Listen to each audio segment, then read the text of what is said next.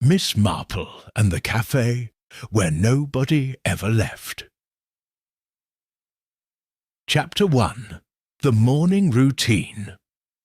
The brass bell above Elderbury Cottage's front door chimed with its customary cheerfulness as Miss Jane Marple stepped into the crisp October morning. The village of St Mary Mead stretched before her like a watercolour painting, all golden leaves and morning mist clinging to the churchyard walls. At 73, Miss Marple had developed a fondness for early morning walks, not for the exercise, as her doctor had suggested, but for the delightful opportunity to observe her neighbours going about their daily rituals. She adjusted her wool, coat, and began her familiar route down Church Lane, past the rectory, where young Mr. Clement was already visible through his study window, no doubt preparing Sunday's sermon. The postman, Mr. Higgins, tipped his cap as he passed, his bag heavy with the morning's correspondence. Everything in St. Mary Mead moved with the precision of a well-wound clock, and Miss Marple found great comfort in this predictability. Her destination this morning was the Bluebell Café, a charming establishment that had opened 6 months prior, in what had once been Mrs. Weatherby's tea shop. The new proprietress, Mrs. Vivian Hartwell, had transformed the modest space into something rather sophisticated for a village café. Whitewashed walls displayed local watercolours, and small, round tables were set with crisp blue-checkered cloths. Most impressive of all was the collection of exotic teas Mrs. Hartwell had imported from London: Ceylon, Darjeeling, and something called Dragon Well, that Miss Marple found particularly intriguing. As she approached the café, Miss Marple noticed the usual morning crowd gathering. Mrs. Hartwell believed in prompt service, opening precisely at 8 o'clock each day, and her regulars had quickly adapted to this schedule. Through the large front window, Miss Marple could see several familiar faces already seated with their morning cups. There was Colonel Melrose, retired military man and permanent bachelor, who occupied the corner table each morning at 8:15, sharp. He always ordered black coffee and a buttered scone, read the Times from cover to cover, and departed at precisely 9 o'clock. Across from him sat Mrs. Bantry, the magistrate's wife, who had developed an unfortunate habit of discussing village affairs in a voice that carried rather more than she intended. Near the window, Miss Marple spotted young Dr. Haydock's wife, Sarah, stirring her tea with unusual vigour while engaged in what appeared to be an intense conversation with Mrs. Price Ridley, the village busybody whose tongue wagged more frequently than her ancient spaniel's tail. Both women seemed unusually animated this morning, their heads bent together in the conspiratorial manner that suggested gossip of the highest order. Miss Marple pushed open the café door, setting off a delicate silver bell that Mrs. Hartwell had installed to announce each arrival. The proprietress looked up from behind the counter, her face brightening with genuine pleasure. "Miss Marple, how lovely to see you this morning. Your usual table is ready." Vivian Hartwell was a woman of perhaps 45, with prematurely silver hair that she wore in an elegant chignon, and eyes the colour of winter seas. She had arrived in St. Mary Mead under circumstances that the village found tantalizingly mysterious. A widow, she claimed, seeking a quiet life after her husband's death in India. She spoke with the refined accent of someone educated in good schools, yet there was something indefinably guarded about her manner that suggested secrets carefully kept. "Thank you, my dear," Miss Marple replied, settling into her preferred seat near the back of the café. From this vantage point, she could observe the entire room while appearing to focus on her knitting or the morning paper. I believe I'll try that Ceylon blend again. It was quite exceptional yesterday. As Mrs. Hartwell prepared her tea, Miss Marple allowed her gaze to wander across the café's other occupants. The morning routine was comfortingly familiar, yet something felt different today. There was an undercurrent of tension she couldn't quite place, a subtle shift in the usual atmosphere. Mrs. Bantry's voice rose above the general murmur. I simply cannot believe she would do such a thing. After all these years in the village, to think that she would— Her words were abruptly cut off as she noticed Miss Marple's arrival, and she lowered her voice to a more discreet whisper. Colonel Melrose rustled his newspaper with unnecessary force, his usual composure seeming somewhat strained. Dr. Haydock's wife continued stirring her tea long after any reasonable person would have stopped, her spoon clinking against the china with increasing frequency. Even Mrs. Hartwell seemed affected by whatever had disturbed the morning's peace. As she brought Miss Marple's tea, her usually steady hands trembled slightly, and she cast nervous glances toward the front door as if expecting someone unwelcome to arrive. "Is everything quite all right, my dear?" Miss Marple inquired gently, accepting her teacup with its delicate pattern of blue forget-me-nots. Mrs. Hartwell's smile appeared forced. "Oh, yes, perfectly fine. Just a bit of village gossip, you know how it is. Nothing that concerns anyone, really." But Miss Marple had lived in St Mary Mead far too long to be deceived by such reassurances. Village gossip, in her considerable experience, always concerned someone, and usually that someone was more deeply involved than they initially appeared. She settled back in her chair, preparing to observe and listen with the particular attention she reserved for situations that weren't quite what they seemed. The morning was about to become far more interesting than anyone expected, though none of the café's patrons could have imagined just how dramatically their peaceful routine was about to be shattered.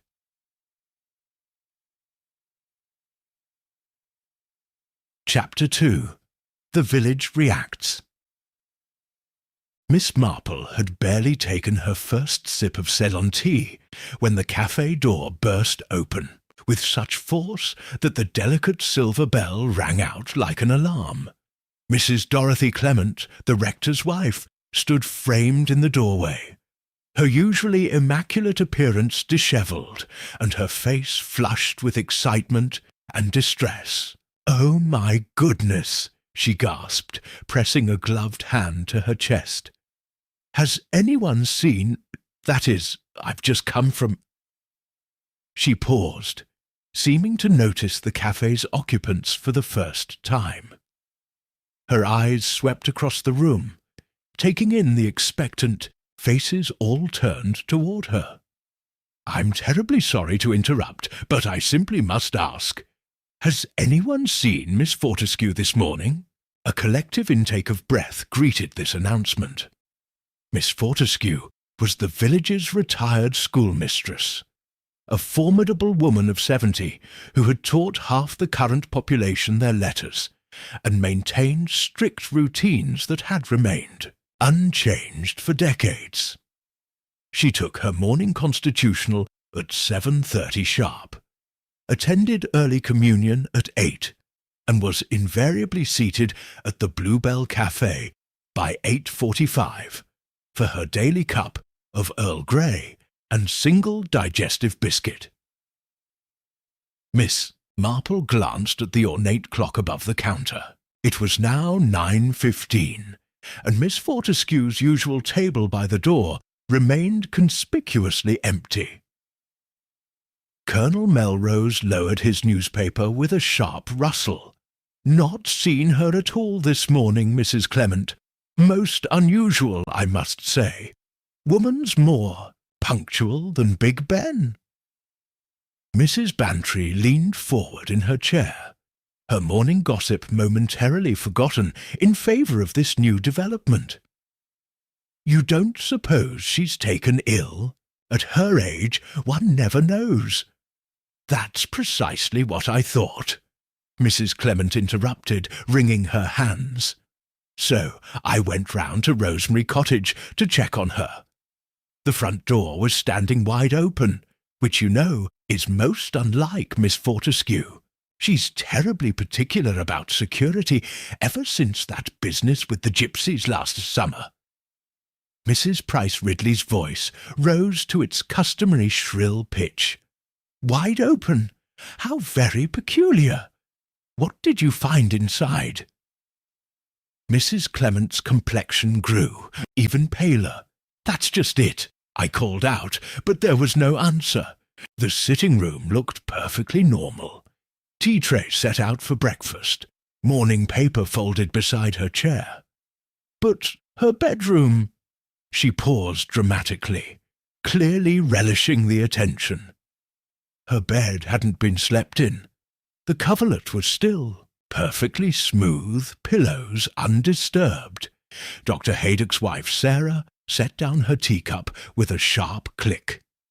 Perhaps she spent the night elsewhere, though I can't imagine where. Miss Fortescue isn't one for social visits. Mrs. Hartwell emerged from behind the counter, her face creased with concern. "This is most disturbing. Miss Fortescue has been coming here every morning since I opened. She's as reliable as sunrise." She twisted her hands in her apron.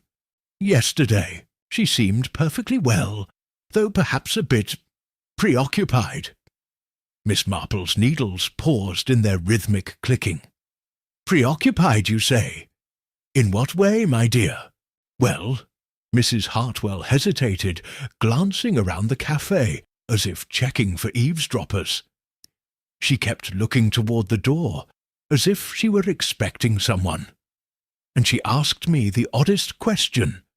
Wanted to know if I'd noticed anyone new, in the village lately, anyone who might be watching.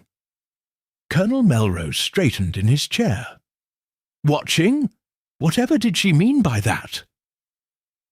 "I haven't the faintest idea. She wouldn't elaborate, just paid her bill and left rather hurriedly. Most unlike her usual manner." Mrs. Bantry's eyes gleamed with the particular light that appeared when she scented a mystery. "Mark my words, there's more to this than meets the eye. Miss Fortescue was acting strangely yesterday afternoon as well. I saw her walking past the church 3 times. 3 times! As if she were building up courage to go in." "Did she eventually enter?" Miss Marple inquired mildly, though her attention was now fully focused on the conversation. "That's the peculiar thing. She did, but she was only inside for a few minutes. When she came out, she looked quite shaken. White as a sheet she was." Mrs. Clement nodded vigorously. "Yes, my husband mentioned that someone had been to see him yesterday evening, but he wouldn't say who. You know how discretion-bound he is about pastoral matters. But he seemed rather troubled afterward." The café had grown unusually quiet, the usual cheerful chatter replaced by an atmosphere of growing unease. Miss Marple noticed that Mrs. Hartwell had grown increasingly pale during the conversation, her knuckles white as she gripped the edge of the counter.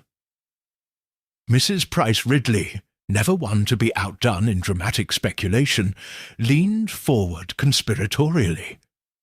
"I hate to say it, but there was something else odd yesterday. I was walking past the post office around 4 o'clock when I saw Miss Fortescue coming out looking quite agitated. She was clutching a letter. Looked like official correspondence, you know. with one of those typed addresses and a London postmark. Letter from London? Colonel Melrose frowned. Miss Fortescue doesn't have family in London, does she? Not that anyone knows of, Mrs. Bantry replied. She's always been quite secretive about her past. Came here 30 years ago to take the teaching position and never spoke of her life before. We all assumed there was nothing worth mentioning. Mrs. Clement wrung her hands again. What should we do? Shouldn't we notify the police? It's been over 12 hours since anyone saw her. Miss Marple set down her teacup thoughtfully. Perhaps we should give it a little more time. People do, occasionally, break their routines, even creatures of habit like Miss Fortescue. Though I must admit, the circumstances do seem rather unusual. She glanced around the café, noting the various expressions of concern, curiosity, and what might have been guilt on the faces surrounding her. In her long experience, when a village was united in discussing one person's disappearance, there was usually someone present who knew more than they were willing to admit. The morning sun streamed through the café windows, but it seemed to Miss Marple that the light had grown considerably dimmer since Mrs. Clement's dramatic entrance. Something was very wrong in St Mary Mead, and Miss Fortescue's empty chair was only the beginning. Chapter 3. Early Investigation. The café's atmosphere had shifted from comfortable morning routine to anxious speculation when the door opened once more, this time admitting Police Constable Frank Lamb. The young officer's usually cheerful demeanour was noticeably subdued as he removed his helmet and nodded to the assembled company. "Morning, all," he said, his voice carrying an official tone that immediately silenced the remaining conversations. "I wonder if I might have a word with anyone who's seen Miss Fortescue recently." Mrs. Clement stepped forward eagerly. "Oh, Constable Lamb, I'm so glad you're here. I've just been telling everyone about finding her cottage empty this morning. Most peculiar circumstances." Constable Lamb withdrew a small notebook from his breast pocket, a gesture that elevated the morning's gossip to something more serious. Miss Marple observed how this simple action changed the room's dynamic. Backs straightened, voices lowered, and expressions became more guarded. "Yes, ma'am, Mrs. Clement. The rector telephoned the station an hour ago. Now then, when did anyone last see Miss Fortescue?" Colonel Melrose cleared his throat importantly. "Oh, saw her yesterday afternoon around 3 o'clock, walking past the War Memorial. She was moving rather purposefully, I thought. Not her usual leisurely pace." "Which direction was she heading, sir?" "Toward the church, though she seemed to be taking the long way round. Went past the memorial, down Vicarage Lane, then doubled back through the cemetery. Odd route, considering." Mrs. Bantry interjected. "I mentioned to Mrs. Clement that I saw her enter the church yesterday, but she was only inside briefly. Came out looking quite distressed." Constable Lamb scribbled notes diligently. "Anyone else observe Miss Fortescue yesterday?" Mrs. Price Ridley raised her hand, as if she were still in one of Miss Fortescue's classes. "I saw her at the post office. She'd received a letter that seemed to upset her considerably. From London, by the look of it." "Did you happen to notice the return address, ma'am?" "Well, I wasn't deliberately prying, you understand," Mrs. Price Ridley replied with obvious insincerity.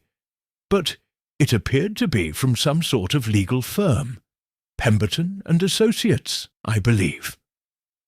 Miss Marple's knitting needles paused imperceptibly. Legal correspondence often preceded either very good news or very bad news, and in her experience, mysterious disappearances rarely followed receipt of the former.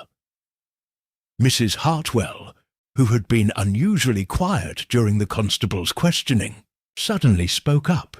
She was here yesterday morning as usual, but she seemed different, distracted. She kept checking her watch and glancing toward the door. What time did she leave, Mrs. Hartwell? Earlier than usual. Normally she stays until 9:30, but yesterday she left just after 9. And she asked me, Mrs. Hartwell hesitated, wringing her hands. She asked if I'd noticed anyone new in the village, anyone who might be watching people. Constable Lamb looked up from his notebook with increased interest. Watching people? Did she elaborate on what she meant? No, she wouldn't say more. Just paid her bill and left rather quickly. Dr. Haydock's wife, Sarah, who had been stirring her now cold tea throughout the interview, suddenly spoke. There was something else. My husband mentioned that Miss Fortescue had scheduled an appointment to see him this morning. 9:30 sharp. She said it was urgent. Medical appointment? Constable Lamb inquired. That's the strange part. She wouldn't specify what it concerned. Just said she needed to discuss something important with him.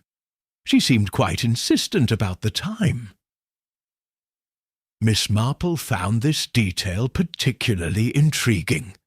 Miss Fortescue was not known for medical appointments. She possessed the robust constitution of someone who regarded illness as a personal failing. An urgent consultation suggested something beyond physical ailments. Has anyone checked the railway station? Colonel Melrose suggested. Perhaps she's taken an unexpected trip to London. That letter might have summoned her on business. Constable Lamb nodded. First thing we did, sir. Station master confirms no one matching Miss Fortescue's description purchased a ticket yesterday or this morning. Bus driver says the same. Nobody of her age or appearance on any of yesterday's services. Mrs. Bantry leaned forward conspiratorially. What about that new man who's been staying at the Lamb and Flag? Arrived last week, hasn't he? Very secretive. About his business here. What new man? Several voices asked simultaneously. Tall fellow, well-dressed, London accent. Calls himself Mr. Peterson, though I suspect that's not his real name. Has the look of someone in an official capacity, if you ask me, government or legal, I'd say. Miss Marple's interest sharpened considerably. A mysterious stranger arriving just days before a long-time resident's disappearance was precisely the sort of coincidence that, in her experience, was rarely coincidental at all. Constable Lamb made another note. I'll have a word with him. Anyone else notice this Mr. Peterson about the village? Mrs. Hartwell's face had grown quite pale. He came in here yesterday afternoon, ordered coffee, and sat in the corner for nearly an hour. He seemed to be watching the other customers rather than reading his newspaper. Did he speak to anyone? Not directly, but... Mrs. Hartwell's voice became almost a whisper. I had the distinct impression he was waiting for someone. He kept checking his watch and looking toward the door, much like Miss Fortescue had done in the morning. The café fell silent as the implications of this information settled over the group. Two people, both acting unusually, both watching and waiting for someone on the same day that one of them subsequently disappeared. Miss Marple carefully folded her knitting and placed it in her bag. Constable Lamb, I wonder if you might allow me to accompany you to Miss Fortescue's cottage. I've known her for many years, and sometimes an outsider's eye notices things that official investigations might overlook. The young constable looked uncertain. "Well, Miss Marple, it's not strictly regulation, but I suppose there's no harm. Your reputation for observational skills is well known in these parts." As they prepared to leave, Miss Marple caught Mrs. Hartwell's eye. The cafe owner was wringing her hands again, and there was something in her expression that suggested fear rather than mere concern. Whatever was happening in St Mary Mead, Miss Marple suspected that more than one person in the room knew more than they were willing to admit. Chapter 4. First suspects. Rosemary Cottage stood at the end of Elm Tree Lane, a tidy brick dwelling with leaded windows and a garden that reflected Miss Fortescue's precise nature. Every rosebush was properly pruned, every border edge perfectly maintained, and the small front lawn showed the geometric patterns of recent mowing. It was, Miss Marple reflected as she walked beside Constable Lamb, exactly the sort of home one would expect from a retired schoolmistress who had spent 40 years imposing order upon unruly children. The front door stood slightly ajar, just as Mrs. Clement had described.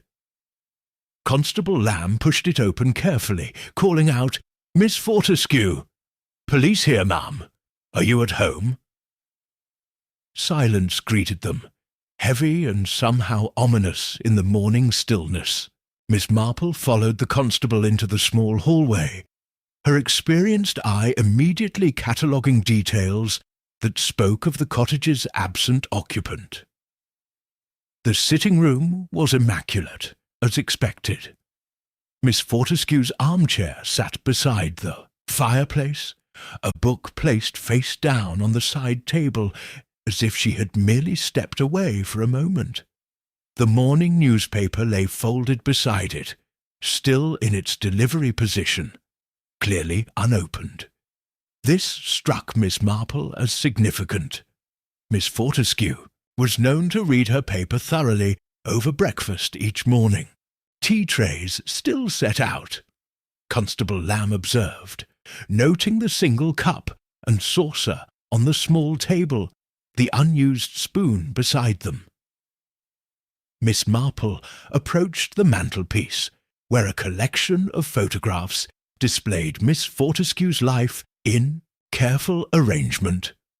Most were formal school groups from her teaching years, but one frame caught her attention, a photograph that seemed oddly positioned, as if it had been recently handled.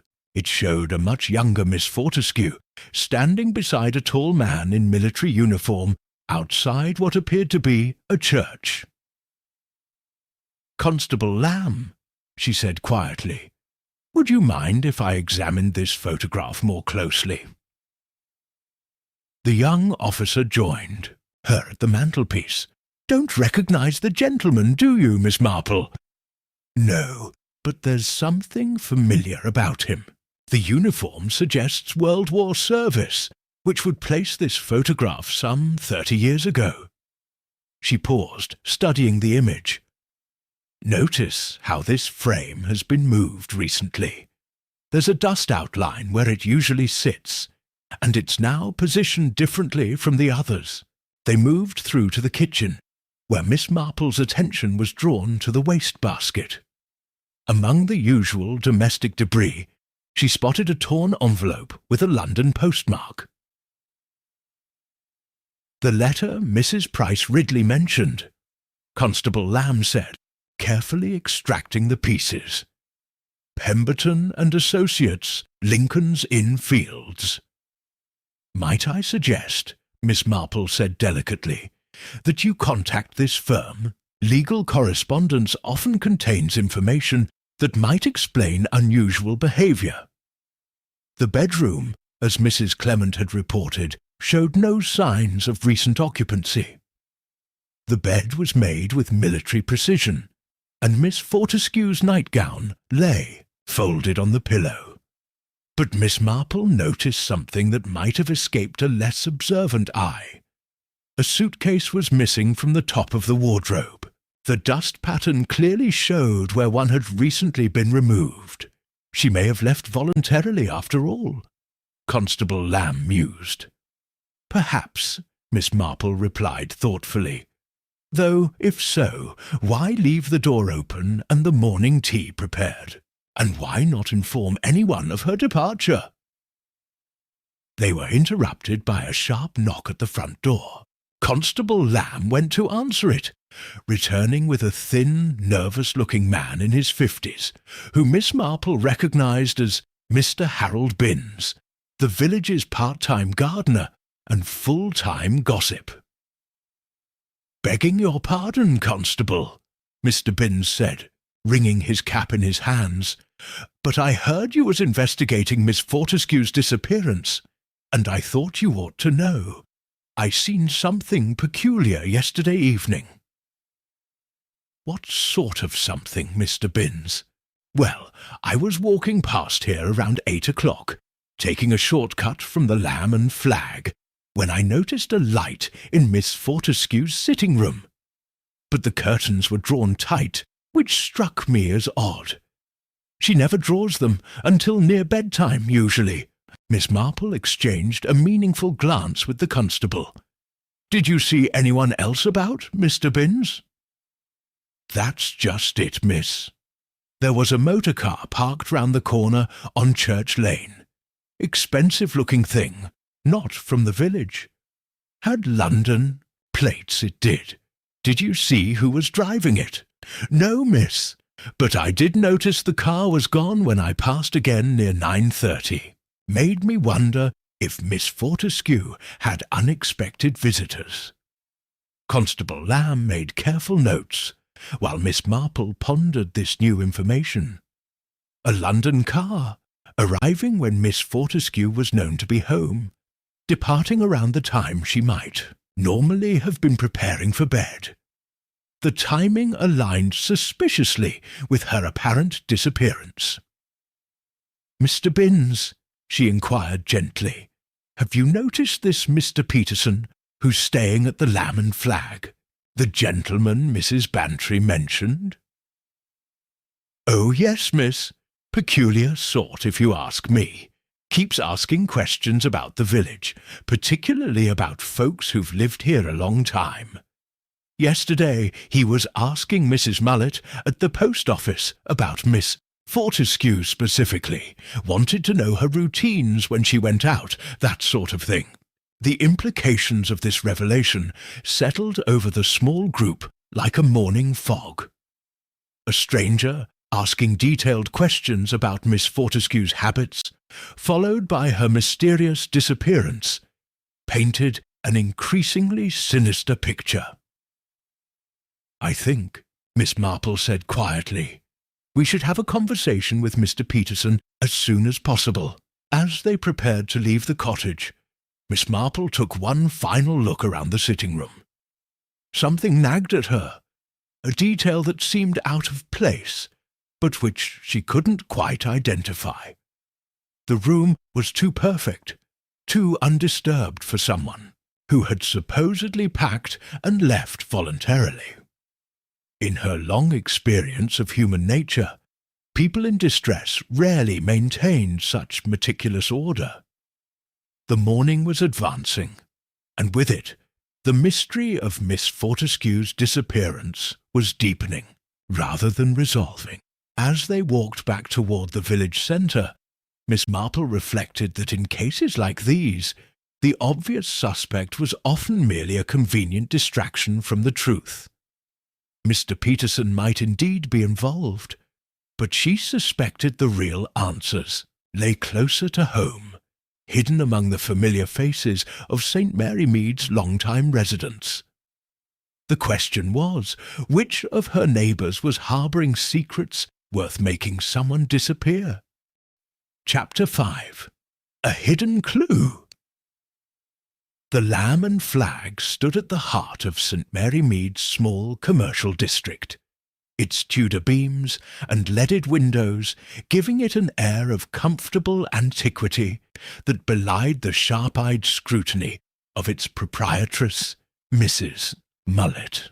As Miss Marple and Constable Lamb approached the inn's heavy oak door, she emerged from behind the bar counter with the eager expression of someone who had been expecting their visit.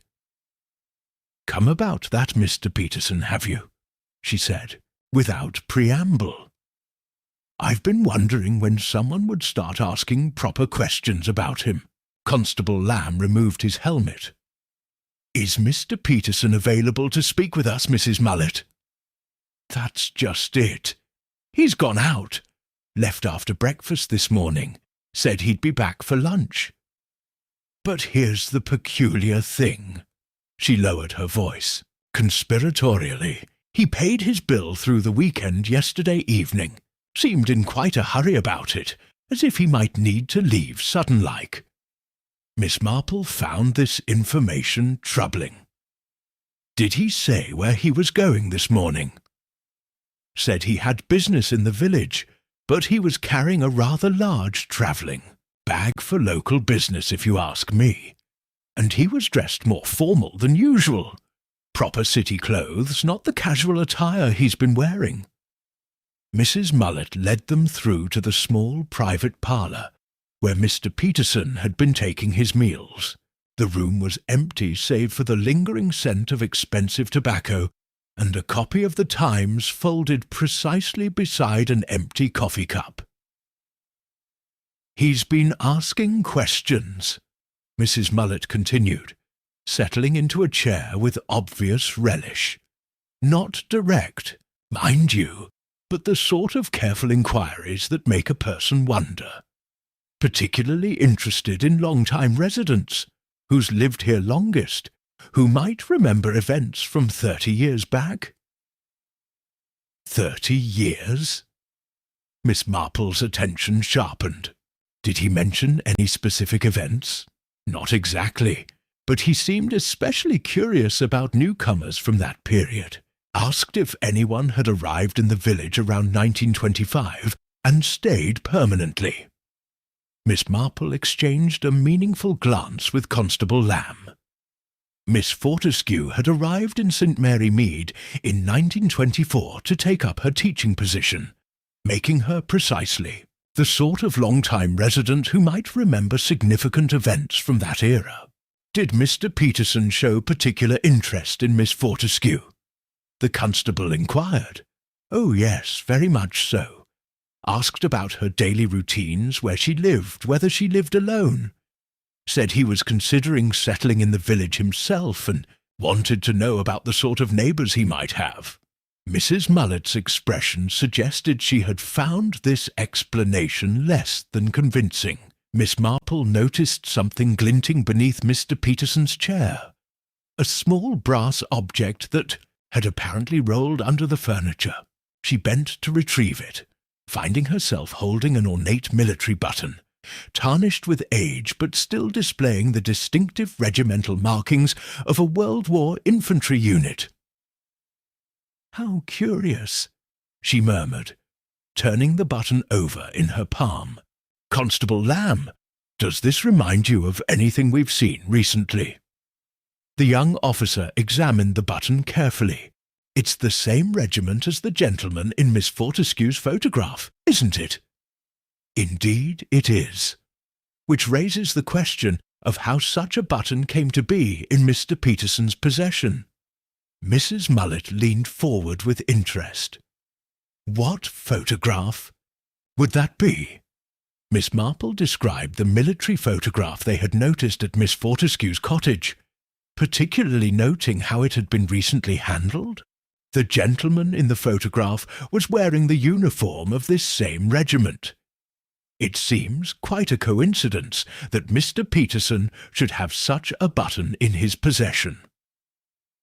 "Well," Mrs. Mullet said thoughtfully, "he did mention having served in the war, though he was vague about details, said he'd lost touch with most of his old comrades over the years." Constable Lamb pocketed the button carefully. We'll need to speak with Mr. Peterson when he returns. This could be significant evidence." As they prepared to leave the inn, Miss Marple paused at the front desk where the guest registry lay open.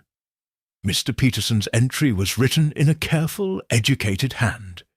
James Peterson, London. But something about the signature nagged at her. A peculiar formation of the letters that seemed somehow familiar. "Mrs. Mullet," she said quietly, "might I ask you to look at this signature? Does anything about it strike you as unusual?" The innkeeper studied the registry entry. "Now that you mention it, there is something. See how he's written the P in Peterson. It's quite distinctive, almost like a B at first glance.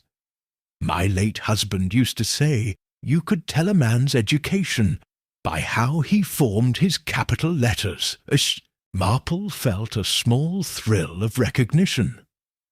She had seen that particular letter formation before, though she couldn't immediately place where. It was the sort of detail that would come to her eventually, usually at the most inconvenient moment. They emerged from the inn to find the village buzzing with additional news. Dr. Haydock was standing outside his surgery in animated conversation with the postman, both men wearing expressions of considerable concern. "Miss Marple," Dr. Haydock called out as he spotted her approach. "Might I have a word? Something rather troubling has come to light regarding Miss Fortescue." They gathered in the doctor's small consulting room, where he produced a leather appointment book from his desk drawer. "Miss Fortescue telephoned yesterday afternoon to make an urgent appointment for this morning," he began. "She seemed quite distressed and insisted on speaking with me immediately. When I explained I was fully booked until today, she said something rather peculiar." "What did she say?" Constable Lamb asked. "She said, 'Doctor, I've just learned something that changes everything I thought I knew about my past. I need your advice about what to do with information that could destroy someone's life.'" Miss Marple felt pieces of the puzzle beginning to shift into new configurations. Did she give any indication of what sort of information she had discovered? Only that it concerned someone she had trusted completely, someone whose true identity had been hidden from her for years. She seemed frightened, Miss Marple, genuinely frightened, not of physical harm, but of what this knowledge might force her to do. The implications of Dr. Haydock's revelation cast the morning's events in an entirely new light. Miss Fortescue hadn't simply disappeared. She had been in possession of dangerous knowledge about someone's hidden identity, knowledge that someone might kill to protect. As they walked back toward the village green, Miss Marple's mind worked furiously to connect the emerging threads of the mystery. A military button, a concealed identity, a legal letter from London, and a 30-year-old secret that someone was desperate to keep buried. The question was no longer simply where Miss Fortescue had gone, but whether she was still alive to tell her story. Chapter 6. Confrontations and Secrets. As they approached the village green, Miss Marple noticed an unusual gathering outside the post office. Several villagers stood in animated discussion, their voices carrying the particular urgency that accompanied significant news. Mrs. Price Ridley was at the centre of the group, gesticulating dramatically, while Mrs. Bantry nodded with obvious satisfaction at being among the first to receive whatever information was being shared. "Miss Marple," Mrs. Price Ridley called out as they drew near, "you simply must hear this. Young Jimmy from the telegraph office has just delivered the most extraordinary news." Constable Lamb quickened his pace, his official interest clearly aroused. "What sort of news, Mrs. Price Ridley?"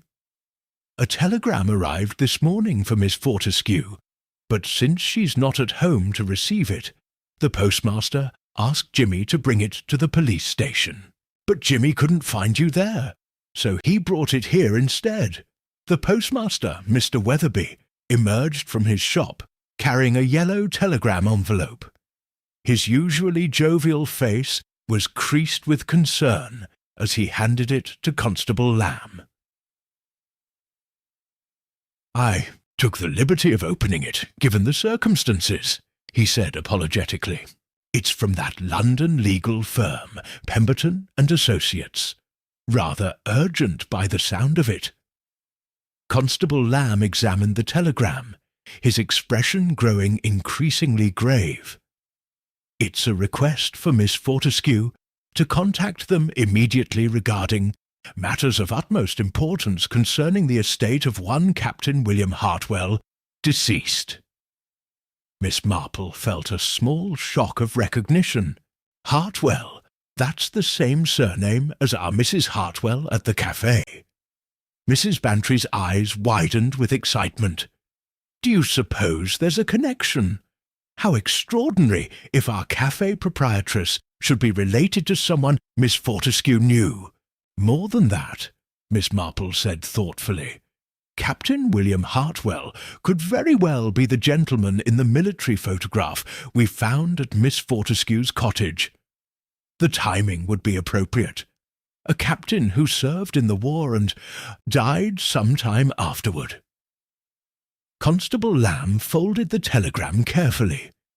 "We should speak with Mrs. Hartwell immediately. This could explain a great deal about recent events." As they made their way back toward the Bluebell Café, Miss Marple's mind raced through the implications. Mrs. Hartwell had arrived in St Mary Mead, claiming to be a widow whose husband had died in India. But if Captain William Hartwell had some connection to Miss Fortescue, and if his estate was now a matter of legal concern, then Mrs. Hartwell's carefully constructed story might be hiding more complex truths. The café appeared nearly empty when they arrived, with only Colonel Melrose remaining at his corner table, absorbed in what appeared to be the afternoon edition of the Times. Mrs. Hartwell looked up from behind the counter with obvious anxiety as they entered, her face paling when she recognized Constable Lamb's official bearing. "Mrs. Hartwell," the constable began formally, "we'd like to ask you some questions in connection with Miss Fortescue's disappearance." "Of course," she replied, her voice barely above a whisper, "though I can't imagine how I might help." Miss Marple studied the woman's face carefully, noting the telltale signs of someone under considerable strain. "Mrs. Hartwell, are you familiar with the name Captain William Hartwell?" The effect of this question was immediate and dramatic. Mrs. Hartwell's hands flew to her throat, and she gripped the counter for support, as if her legs might fail her. "Where did you hear that name?" she gasped. "A telegram arrived for Miss Fortescue this morning from Pemberton and Associates in London, concerning Captain Hartwell's estate," Constable Lamb explained. "Given your shared surname, we wondered if there might be a connection." Mrs. Hartwell sank into the nearest chair, her carefully maintained composure finally crumbling. "Captain William Hartwell was my husband," she said, in a voice so quiet they had to strain to hear her. "My first husband, that is. He died in France in 1918. "But you told everyone your husband died in India," Mrs. Bantry interjected, having followed them from the post office with undisguised curiosity. "My second husband died in India," Mrs. Hartwell corrected miserably. "I married again in 1920. Harold Hartwell, William's younger brother. It seemed Simpler to speak of only one husband when I came here. Widowhood is complicated enough without explaining multiple marriages." Miss Marple leaned forward gently. "Mrs. Hartwell, had Miss Fortescue known your first husband? Is that why she seemed so interested when you arrived in the village?" Mrs. Hartwell's eyes filled with tears. "I don't know how she could have known William. He died so young, and I was barely 20 when I lost him. But yesterday—" She paused, struggling with her words. "Yesterday she asked me the most peculiar questions. She wanted to know William's middle name, his regimental number, details that only someone who knew him well could possibly want to know." "What did you tell her?" Constable Lamb asked. "I told her everything she asked. She seemed so certain, so convinced that she had the right to know. She said she had received information that suggested William might not have died when and where. I believed he had." The café fell silent except for the ticking of the mantel clock. Miss Marple felt the pieces of the puzzle beginning to form a picture, though the complete image remained frustratingly unclear. "Mrs. Hartwell," she said carefully, "did Miss Fortescue suggest what this information might be?" "She said she had been contacted by someone who claimed to have served with William. Someone who had recently learned she was living in St Mary Mead. This person apparently had documents that proved William had survived the war, that his death had been falsely reported." Colonel Melrose, who had been listening with increasing attention from his corner table, suddenly spoke up. "Good God, Mrs. Hartwell, are you suggesting your husband might still be alive? I don't know what to think any more." Mrs. Hartwell sobbed. Miss Fortescue was convinced that someone had been living under false pretenses for 30 years, and that this person might be dangerous if exposed. She said she needed to be very careful about how she handled the information. Miss Marple exchanged a meaningful look with Constable Lamb. If Miss Fortescue had believed Captain William Hartwell was still alive, and if she had been preparing to expose someone who had been living under a false identity for 3 decades, then her disappearance took on an entirely different and far more sinister character. The question now was whether the mysterious Mr. Peterson was the surviving Captain Hartwell, or whether someone else entirely had been living a lie that was worth killing to protect. Chapter 7. Another twist. The afternoon had taken on an oppressive quality that seemed to mirror the darkening mood in the Bluebell Café. Mrs. Hartwell sat hunched in her chair, occasionally dabbing at her eyes with a handkerchief, while the small group around her processed the implications of her revelations. Miss Marple found herself studying each face in turn, noting the various expressions of surprise, concern, and what might have been calculation.